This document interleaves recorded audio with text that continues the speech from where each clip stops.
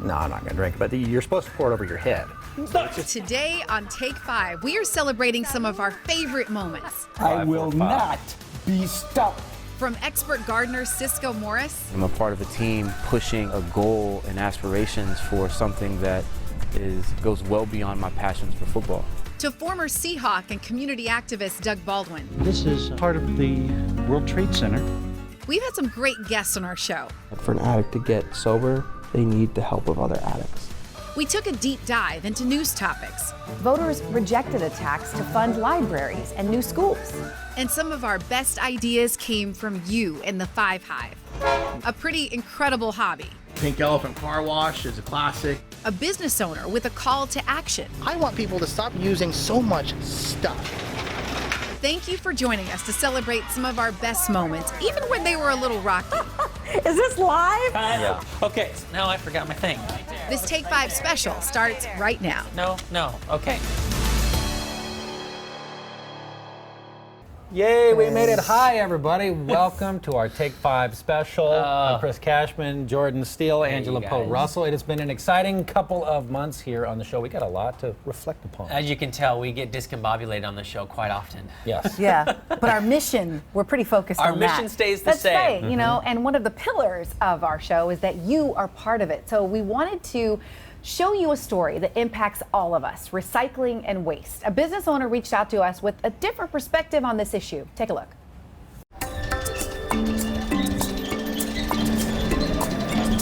Hey everybody, it is Michelle and Rebecca, and we are in Centralia. A lot of us recycle thinking that we're doing the right thing. Yeah, but we're pretty bad at it, Yeah. and because of that, it's actually hurting a lot of small businesses. It's not supposed to be what's happening. This is not allowed.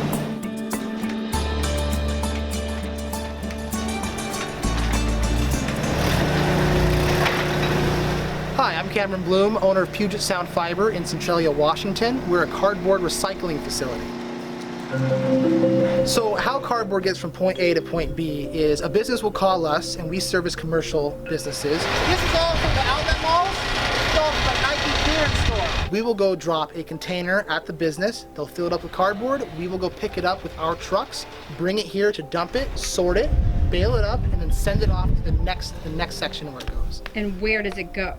From there it goes to the mill, or it will be exported to another country. The reason we're having a hard time exporting it to other countries is because a lot of people aren't playing by the rules and they're sending them garbage. They're sending them contaminated material. Here's some, like some plastic bags. This stuff gets all ground up and it clogs up our gears and our chains, and it just makes it harder for us, and it takes us more time. So other countries who were buying it at a higher price than what the US could buy it from our businesses said enough's enough. The cost is so high to clean it and to make up for everybody's lack of recycling properly that it's driven the business into the ground, the whole industry. We've been in business since 1978. This has been family owned and operated for many, many years. I had to lay off a guy who's been working here all of his life recently just because I can't afford to keep him anymore. And over the years, we've done things like taking in metals, newspaper. We couldn't take the glass anymore because we had to pay to get rid of it.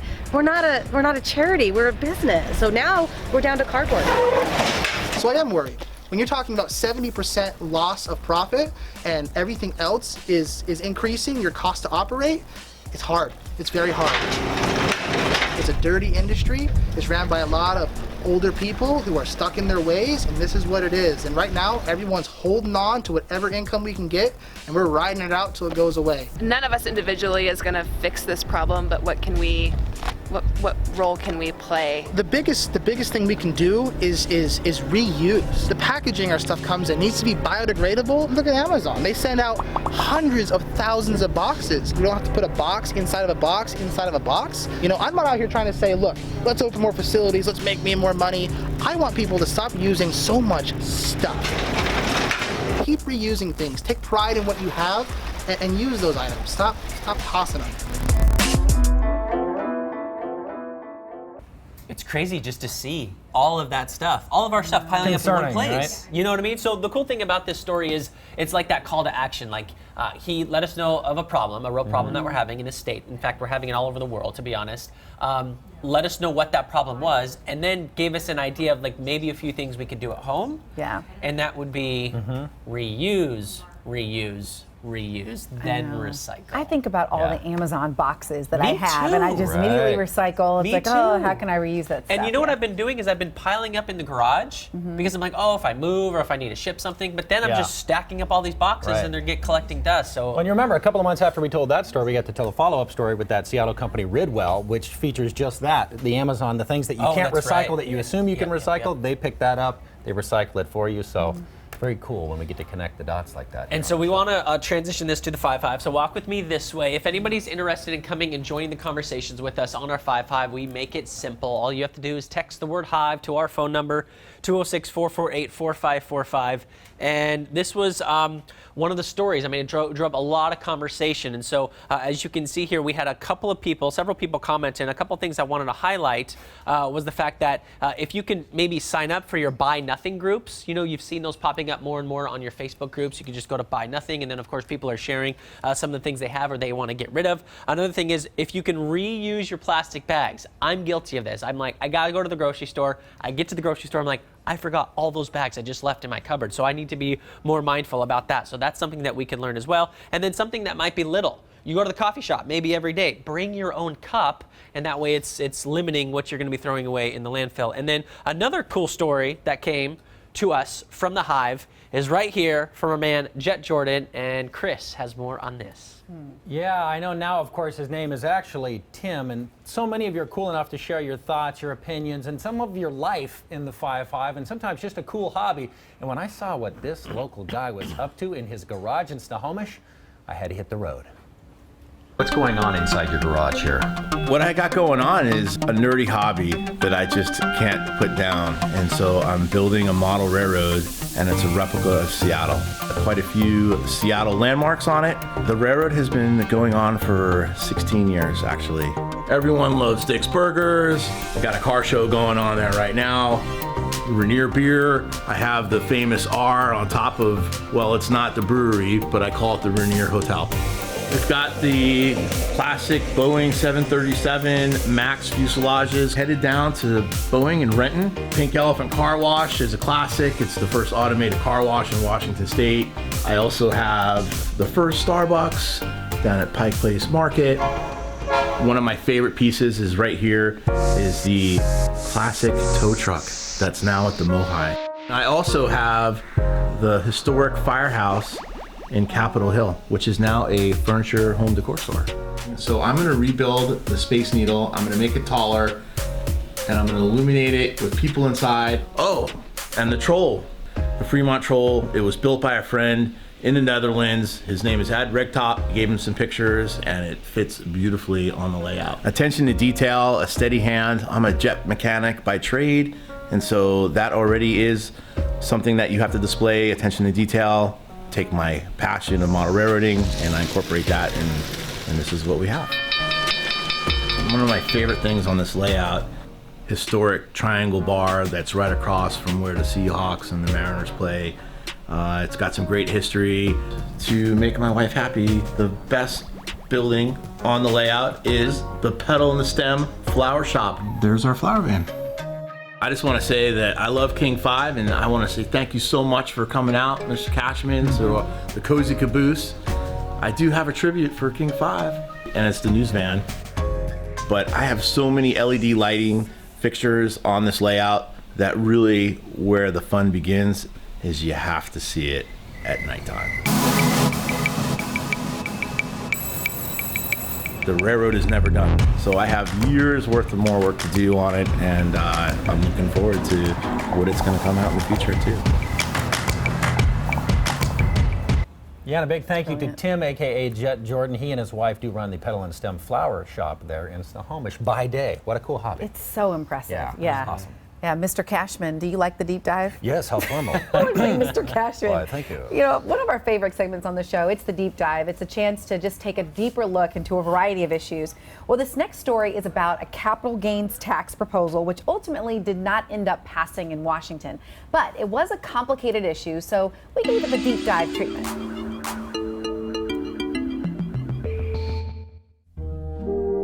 Meet Jed Fowler, a businessman who by government standards is rich. Hello. This is Jed's latte machine. Brazilian or Ethiopian beans? His clocks are analog. Actually, the mantelpiece is from Essex. And yet, he's relatable. Just check out the Instapot, the deluxe version. I have no idea what makes it deluxe. Yeah, life in the state of Washington is good for Jed. While he sits at the top of the federal tax bracket, meaning a rate of 37%, here in the Evergreen state, it's estimated only 4% of his income goes to state and local taxes.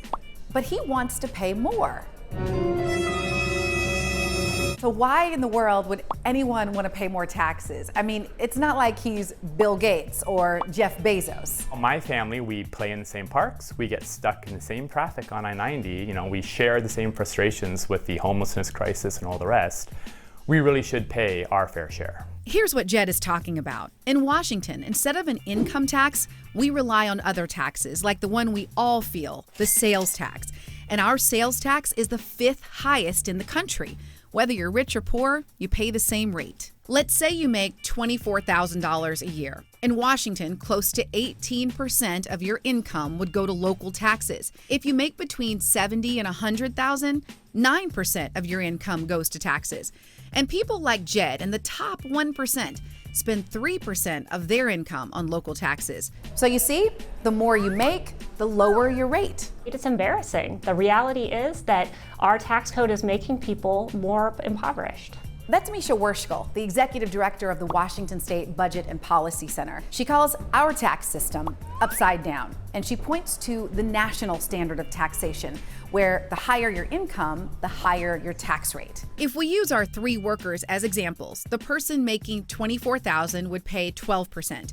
If he or she makes between $70,000 and $80,000, roughly 23%. And a person making more than $500,000 would be taxed at the rate of 37%. You see the difference? And guess what? In an annual list that names the 10 worst states for average Americans, it was Washington that came out on top.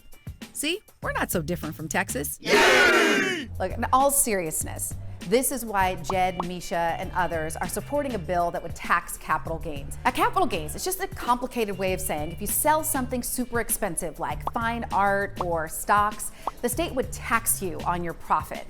Now, the sale of stocks in your retirement account, your home, or farmland, that would be exempt. And this bill would obligate the state to spend that money on education and property tax relief. So what happens now in Washington when you sell something super expensive? Well, I wrote a little story about it, and I call it No Pain, No Capital Gains.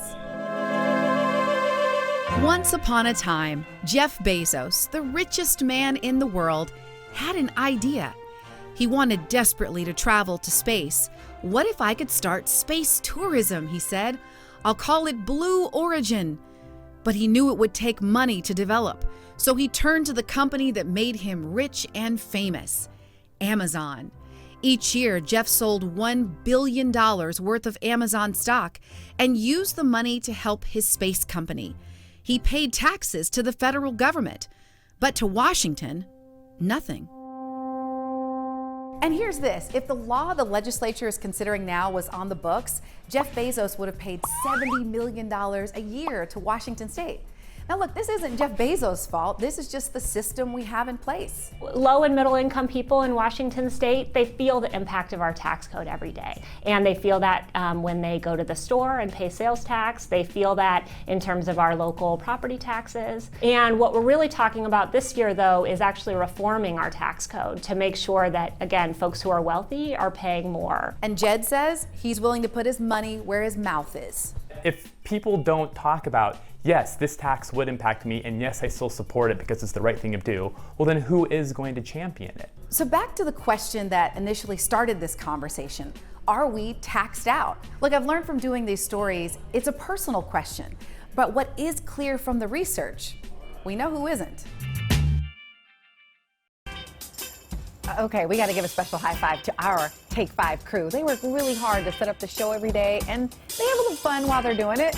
You know, usually on the show you see inside of our production booth where we have a producer, a director running the show, but there's someone you normally don't see. It is our photographer, Emily, and here's one of her favorite stories from this year.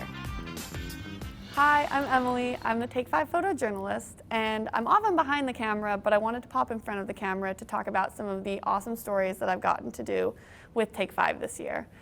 Some in particular are really special to me. See, I have a niece, Leah. She is 7 years old, and she has Down syndrome.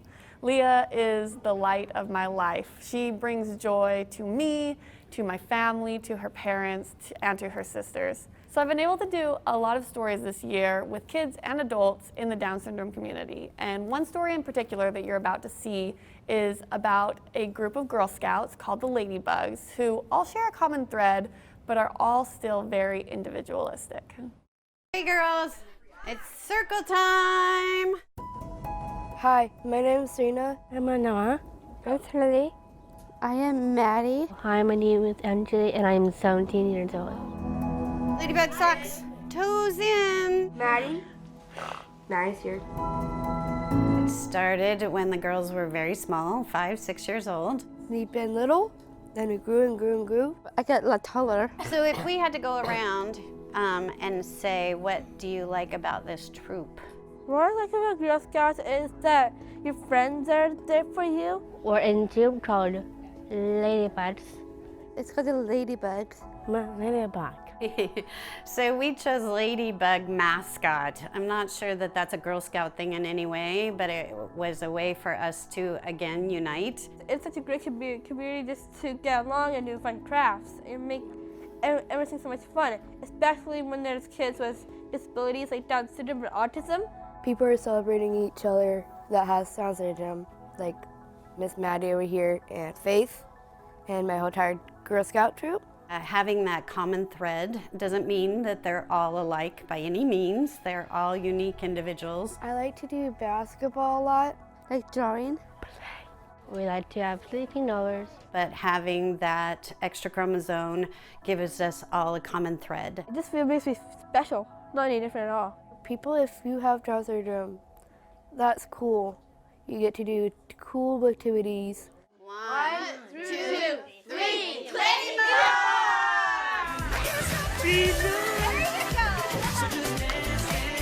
Wow, what I've seen is they have come miles and miles. And we get to hang out and sing songs. If you include everyone, they feel more welcome and feel more special. Right there. I just expect them to continue to achieve whatever they want to achieve. You know, I can see them turning into, as Maddie said, I'm almost an adult, and truly they are. They're finding their little niches. You look around at great individuals like these, it's easy to plunge forward and really enjoy things. Bugs. I think Awesome. life needs to be like, why don't we do that like all the time? Just bust on some Justin Timberlake and just start going crazy. No doubt. Middle of the work session. Just, you know. We just need Just some music. try. I We just need my some music. We Why not? don't have license, unfortunately. Oh, that's Thanks right. to Emily for that one. Hey, we do also want to include a producer's pick here on our special. Rebecca with an amazing assist on this one. Hey guys, so as you know, I get the privilege of reading the texts that come in and kind of getting to know our regular viewers that engage with the show all the time. Well, one of our very favorites is Charlie from Bremerton. And around September 11th, he started telling us about something in his community that I could tell made him really proud.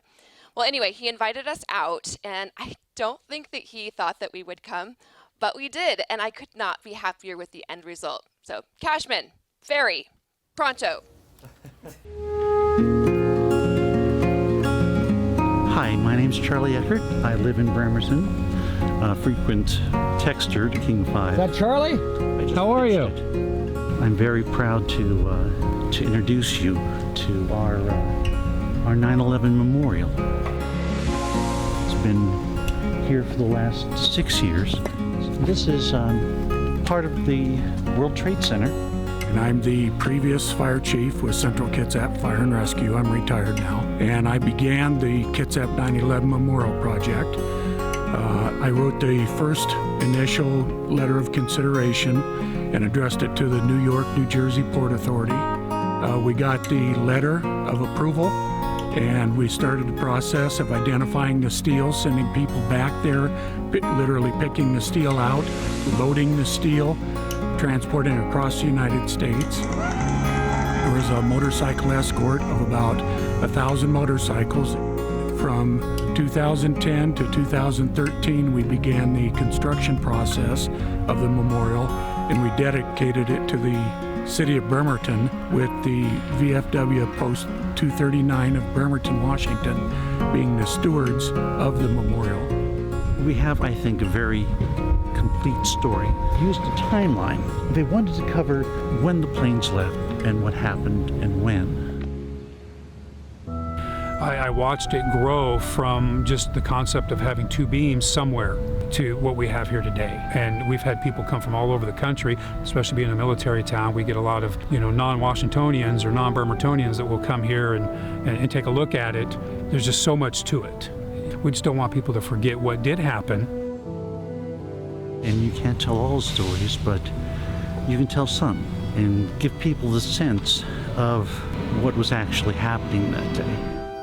And we tried to capture events of the day in symbolism here at the memorial. We've got the two steel beams here from the Twin Towers.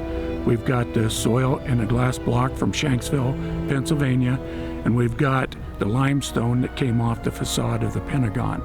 43 years with the Fire Service of Kitsap County, and I just wanted to make sure that we stood together. The events that happened that day brought our nation together as one. And I think we truly need to bring that back to this nation. We need to be one. And to get choked up. So there are a couple of things I want to say. Number one, the fact that we have that right in our backyard is so cool to be able to go and visit that. And two, the fact that we were able to connect with the viewer, go out there, do this story. That's what we try to do so often. So if you text us, you get us on Facebook. There's a lot of story ideas coming in, but we try to get out to as many of you as possible. So I want to encourage anybody who's got something unique and cool and different, let us know. Thanks please. to Charlie for hanging the bait out there. Cool. Yeah, we appreciate it. I do want to show you the UW high resolution model. I don't know if you guys can get over to the weather computer. Oh, am I supposed to walk this way? You could. No.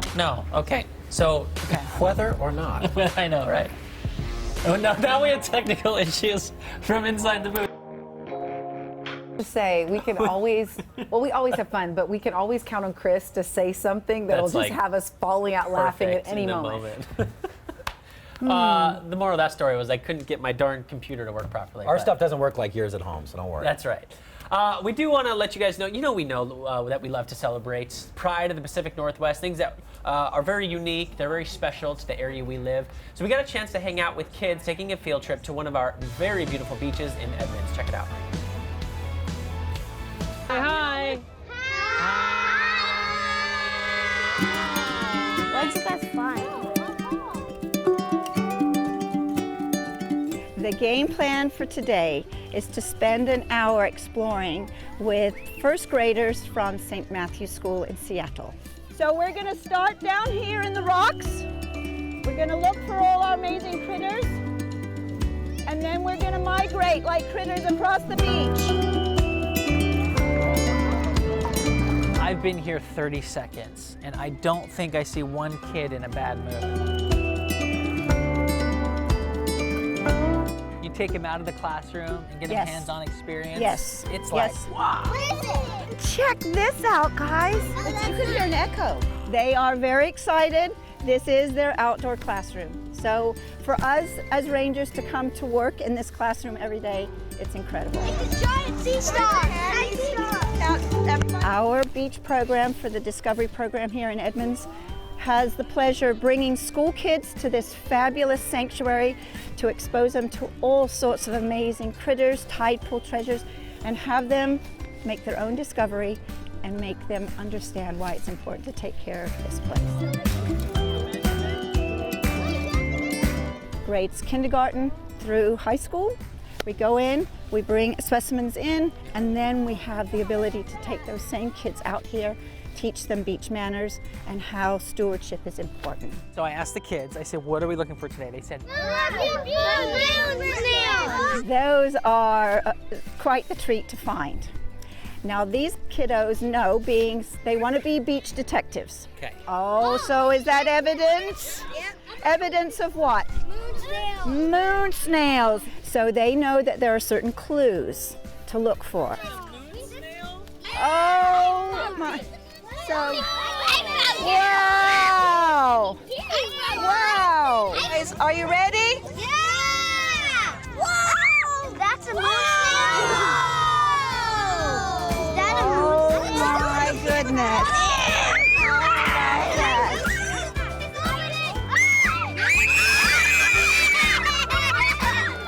Totally worth it. Found the moon snail.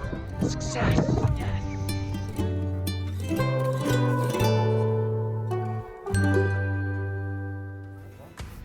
And welcome back to the Take 5 special, reflecting upon some of our favorite stories over the past couple of months, like Doug Baldwin. Of course, he was an amazing football player, but now he has a new mission in the Renton community. It's much, much more than football.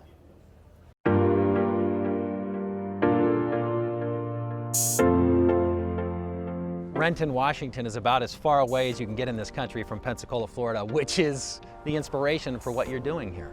I think the most important lesson that I learned, all humans are the same at the core of us all, right? We all want to be seen and recognized as individual human beings and also to be loved, right? And that's no different whether you're in Pensacola or Renton, Washington. And at the very basic level, this is all about giving kids somewhere to go, some place to be. For me, growing up, I was at a facility where I felt safe, and so then I was free to explore and to be curious and to make mistakes. That is the main goal of what we're trying to accomplish with this facility. You've made an effort to make sure that people understand this isn't just going to be just a rec center. You have greater visions for this, and you've talked about some of them. The approach that we took is we're looking at the whole human, right? What are the services and needs of the whole human? And so we've partnered with Health Point, an organization that's going to provide health services, dental services, and all of the organizations that we're going to work with are going to be dedicated to serving the whole human in some capacity. On a football field, you're going to make a play and you hear the crowd reaction, you feel the love. With something like this, in many ways, you are a silent partner. Of course, you're a name that people know and get excited about, but in many ways, you're behind the scenes. What does that do for you internally? The perceived success that I've had on the football field was perceived to be of my own personal doing, right? But there are a number of people who have helped me along the way, who have been mentors, guiders. It's no different on this sphere. I'm a part of a team again, and I'm a part of a team pushing a goal and aspirations for something that goes well beyond my passions for football. What is it like for you to see this all coming together? I mean, we're right there. This is the land. This is where it will be. It's probably just my normal nature, right? It's not built yet. So when the doors are finally open and the programs are finally implemented and families are enjoying those programs, that's when I'll possibly, I say possibly because we're not there yet, I think that's when I'll be able to look back and realize all of the work that has been done with the various organizations, as you mentioned, to make this come to life. Kudos. Doug Baldwin going big. Yeah. You know what I mean? This is going to be so cool when it's done. Did he say how long the whole And credit project will to take? Doug, because his number one rule whenever we got together with him was like, I don't want to talk about football. Yeah. He was like, I want to focus Well, yeah. on life after and what we're trying to do in the community. Good. So they're getting there. They're getting there. They're in the final stages of raising those funds. Perfect. All right, you guys. Well, we do love to highlight game changers here on Take 5. You know this by now. So, excuse me, there's a group of third graders from an elementary school in Redmond. They're part of an imagination program. It teaches kids to use creativity and critical thinking to design a project. Now, the goal is to inspire kids to achieve anything they can imagine in life, right?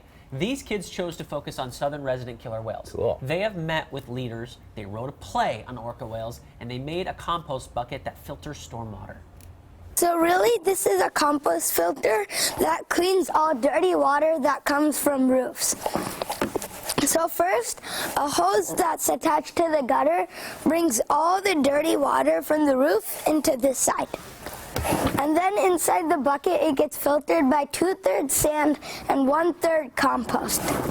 Finally, it comes out of this side as nice and clean water. So we want to teach kids about saving the southern resident orcas so that when they're older, they can also educate many more people. You know, each summer, a group of teenagers, they basically work their tails off to put together a full-on musical in the span of 8 weeks. And this year, they tackled an issue that's impacting a lot of communities right now, gentrification. Here at the Langston Hughes Performing Arts Institute, a musical tradition. The stories reflect pressing community issues, and sometimes the lyrics hit close to home. Hey, where's the mom and pop store go? Hey, where's the barbershop on 23rd? Gentrification has taken over in the community. Willy Wonka sees that and is starting to worry as to whether or not his factory is going to last in the community. This community center, it was a performing arts center at the time, was a spot where every kid in the community came. And this was our chocolate factory. We have kids who once lived in the community who now have been transferred out to, when I say transferred out, moved out, can't afford to live in the city anymore. So they're out in Federal Way, Kent, Auburn. Tacoma, Puyallup. Yeah. Mike, did you hear me? That is mine. Angel and her family are among them. I wake up at 5 in the morning. Ooh. And yeah. And I get on the bus at like 7 something. And then my second bus, I'm sitting in downtown from like 8:15 to like 8:30, 8:05. And then I'm here at 8:50 something. Like, it's really affecting a lot of the African American, like all of my African American friends, black friends that have grew up over here with me. And like, we always talk about this, and we're trying to figure out what we can do to bring the community back to what it once was. And through the chocolate factory narrative, the writers deliver a twist on the story's message. I mean, there's one golden ticket left, and the whole town is looking for it. And so some kind of way, a kid runs out and he has this one ticket, but everybody thinks that they have the right to that ticket. And so the question becomes, when everybody thinks they have the right to the ticket, whether that ticket is land and property, whether that ticket is our policies and our laws, whether that ticket is just your right to be heard, if we're not careful, we can look like this. Like, we can look like a stage full of people singing a song called Mine. I bet you if I yell this out, I would get what I crave. I want to be the boss! His idea is really to not just talk about parenting, but to also talk about how the community cares for itself and cares for each other. Where the building still sits, there's less of the uncle and aunts. And so we're reaching out to them in the community to say, we're still here, and there are young people who want an opportunity. When you make these business decisions, when you make these policy decisions, when you make these decisions that affect thousands of people, let's do it in a way that we're being led by love and leaving something better for our kids. Not just more stuff, but actually leaving better people. So that's what we hope the show says. You got to love, and love is cool, and that is how you do, buddy. That was our second year covering the Teen Summer Musical, and hopefully we'll be doing that for years to come. You were there on that shoot? Yes, I was there. Did you ask them, like, hey, what are you guys learning from this, and what do you hope you're gonna change as you guys get older? Were they you saw the dedication. We're gonna change the world. We're gonna right. You know, I think they're committed to having the community, and because this topic was so real for them, as you heard when they talked about where their friends have gone. Yeah, I mean, it definitely hits home, and I don't know if they see the long view, but I think it definitely is impacting. That art imitating life thing. I mean, you could see it. It was oozing. That was great. Cool. All right.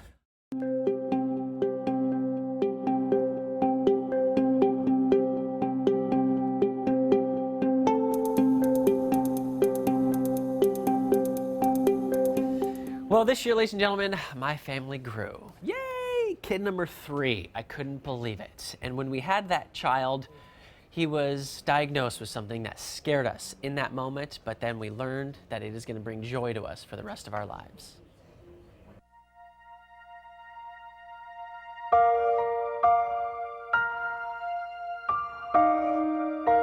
What's that, man?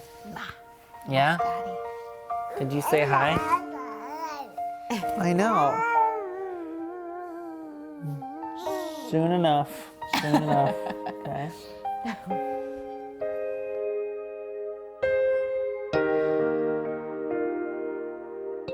Can you say hi? Say hi to the camera. Hi, world. My name is Kinlan Coast, and I have Down syndrome. Yay! We thought the whole time he was gonna be a little girl, and then he came out, and it was like, no way! And then within, what would you say, 8 hours? 6 hours? Yeah, 6 More? hours. 6 to 8 hours. Nurses and doctors do their normal checkups, and one of the nurses comes in and says, hey, we think we need to test him for Down syndrome. And that moment was like, what?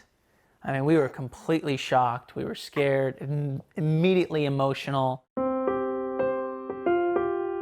So what we found out really quickly was that children with Down syndrome oftentimes have heart defects, and Kinlan has one. There's a lot, you know, there's stuff that comes along with this diagnosis, but that so far for Kinlan is has been resolving. He has physical therapy twice a week so that he can learn how to be strong like typical children. But it's kind of nice because you just get to spend so much one-on-one quality time and really get to know his needs and what makes him so unique and so special. And the cool thing I would say out of all of it, like just circling back, is the way he completes the family. The kids absolutely love him. They watch out for him. They can't get enough of him. And it's been really cool.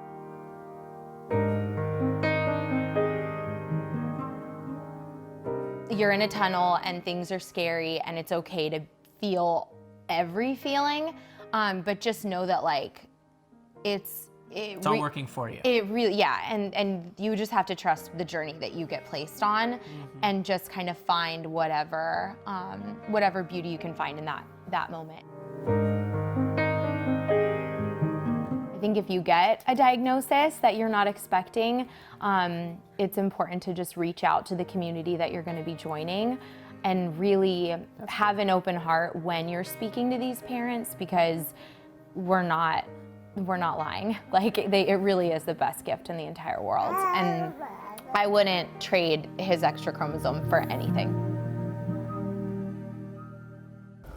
Oh, Cute little Kinlan Coast right cute. there. So cute, and I just love your wife's, Danny, her advice just about it's okay to feel all the feelings, man, yeah. but find the beauty that you can find. You Yeah, I know? mean, to be honest, there was a moment where you couldn't see any beauty. Sure. Right? You were just looking at all the bad things, and then there was just like this aha. And I was like, wait, why are you looking at life that way? Well, that's what I It's love changing. about your family situation, the way you've embraced it, because not even long after we shared that story on TV, you went traveling international. You took them to Ireland. I mean, you're jet setting and exploring the world with Kinlan. Well, It's that just was one really of the scary special. things too. I had to ask the doctor, like, am I going to be limited on life? And she's like, you still have to live your life. Yeah. To the pediatrician, I'm like, oh yeah, you're right. I do have Yeah. to simple. Okay, that's all. Love gonna it. be good. Thanks for sharing, man. Yeah, man.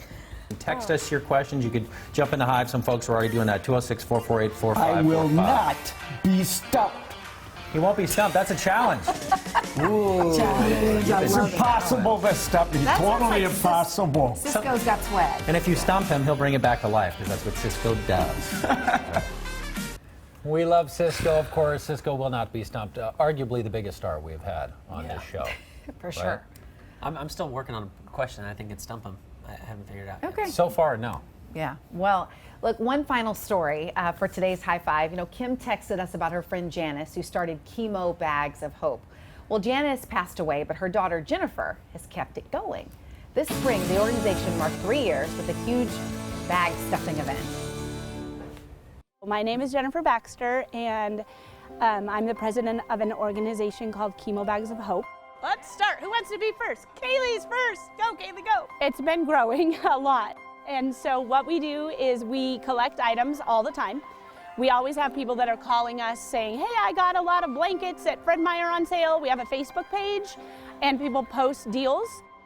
The idea behind the bags is to give people battling cancer some hope and give them the resources they need to get through the long hours of treatment.